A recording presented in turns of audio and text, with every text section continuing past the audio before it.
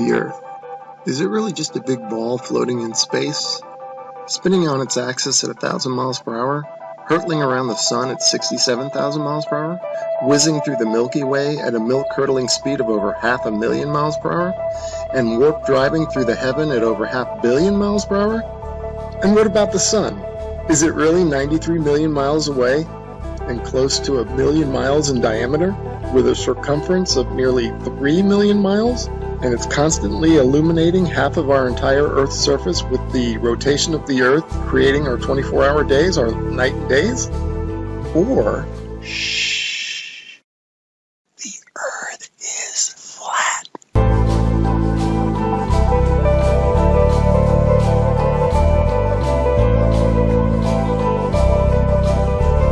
And maybe it's completely still, just like we experience. And maybe the sun isn't big, but is very small and very close, and not illuminating the Earth from 93 million miles, but is illuminating locally. And maybe everything, the sun, moon, and stars, are not far away, but are circling overhead relatively close. In this video, we're going to explore the latter option, and at the end, we're going to reveal startling evidence through the use of time-lapse photography that the sun cannot possibly be 93 million miles away, but is in fact very close, and is illuminating locally as it traverses our flat Earth. Oh man, and watch how this sun comes at you. Boom! I mean, come on. And that's all perspective. If you look at jet trails, Google Images, you'll see them, they start out low at the horizon, they come up overhead. Look at that thing. They come up overhead and then they go down to the horizon. Perfectly explains what the sun would do. Here it is going overhead. I love time-lapse. And look at this. You can't go out and look at the sun. You can't see this stuff, except that it's on, time-lapse like this. It's incredible. Now watch this thing. It's sweeping. The sun over flat Earth is doing a big circle, right?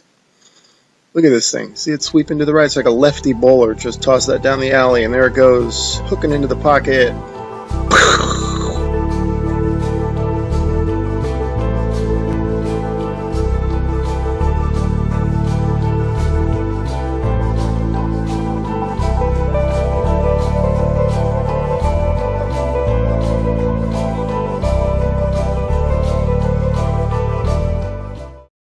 Wondering, how in the heck do you explain this on a flat Earth?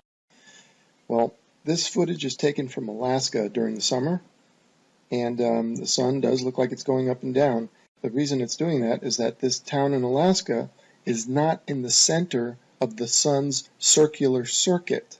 In other words, the sun is making a big circle, and the town is not in the center of that circle. So the sun will be closer and further from the viewer with the camera. That will cause it to go higher and lower, and also maybe even bigger and smaller.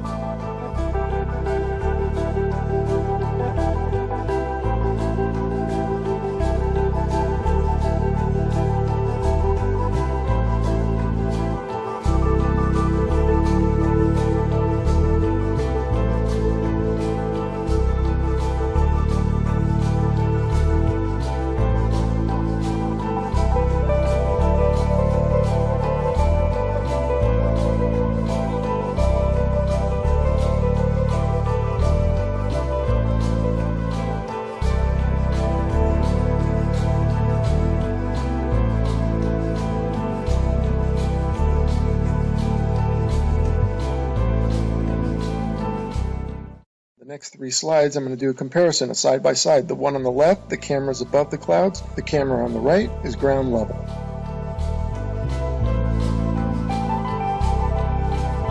And the point for the side-by-side comparison from the ground level and the level above the clouds is that above the clouds we're only maybe a mile or so up, and if the sun appears to be closer to the camera, well, that means it's probably much closer, because if the sun were 93 million miles away, a mile closer wouldn't make any difference at all to its visual appearance.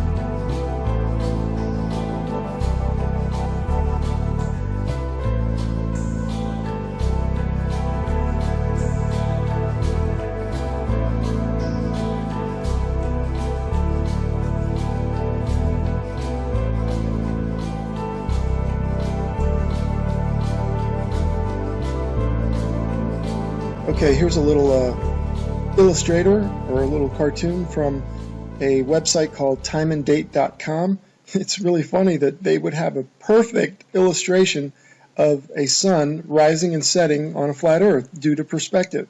You'll notice that it rises from below the horizon and sets below the horizon. Now you might be saying, well, how's that possible? I can see now you're saying that it rises and lowers due to perspective, but how does it disappear below the horizon? Well, I got a theory about that. Because of the fact that all parallel lines and planes converge at your eye-level horizon, this is according to the perspective, I'm not making this up, if in fact, and they do, they converge at your eye-level horizon visually, then it makes sense that after that point, they diverge, meaning they then separate, so the sun would continue on a downward track. As you can see from my illustration here, the lines would go to your horizon, and then afterwards, they would spread out and separate, kind of like a starburst, and the starburst being at your horizon, at your focal point.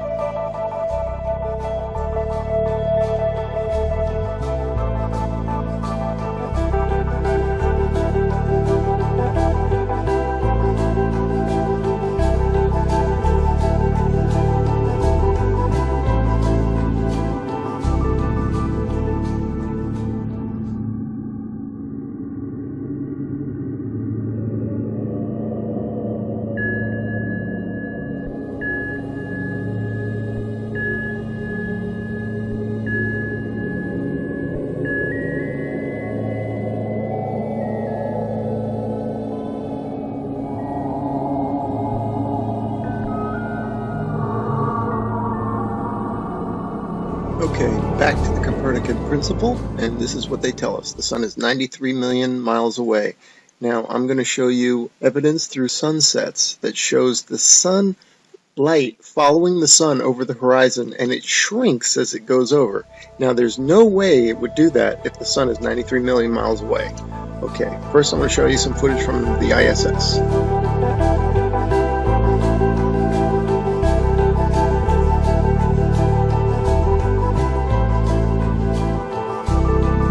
Okay, now watch this animation. Watch this sunset. Now this is exactly, if they came to me and said, do an animation, this is how I would do it. If the sun were 93 million miles away. Just like that. Have the whole horizon fade evenly. But that's not what we see.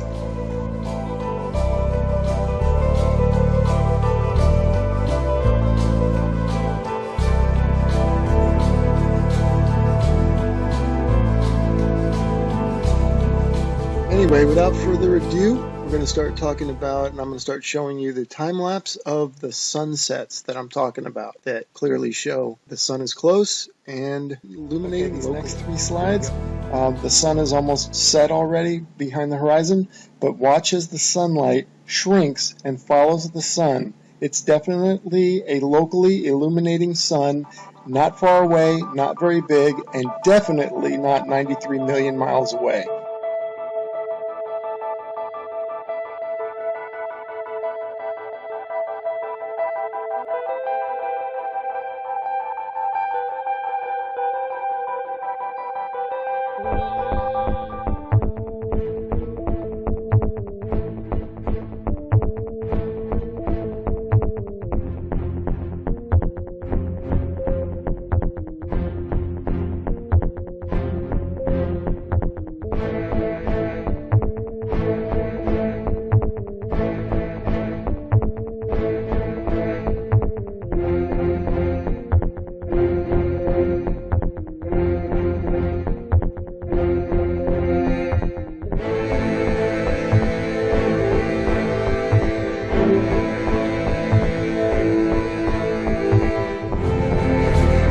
Okay, remember this video from the beginning of the video? I showed you this one and how it's circling over the earth, and watch it sweep to the right like a bowler bowling it in there for a strike.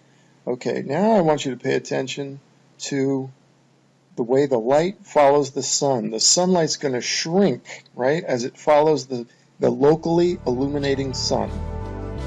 Now watch this. See it shrinking, following the sun? You do not get that if the sun is 93 million miles away. The entire horizon should fade evenly. just like this supposed shot taken from space of the Earth. You can clearly see the way they depict it. They depict the demarcation between day and night, or light and dark, as a long straight line. And you can see the long straight line moving as one solid piece. That means that the sunset should all fade, the entire horizon should fade evenly. But that's not what we observe, as we will see and as we've seen in the footage so far. The sunlight shrinks and follows the sun over the horizon. So these time-lapse sunsets are definitely the nail in the coffin for heliocentrism. But this particular one here, shot from above the clouds from this observatory, is the final nail in the coffin. Look at how the sun just shrinks and the light shrinks to nothing. That cannot happen, as I showed you in the when the sun illuminates the entire Earth, which it does from 93 million miles away. It has to. You don't get this isolated look at the sunlight trailing the sun. That's only possible with a small sun, close, not very high, illuminating locally. I mean, if this isn't proof to you, then you gotta take the blinders off.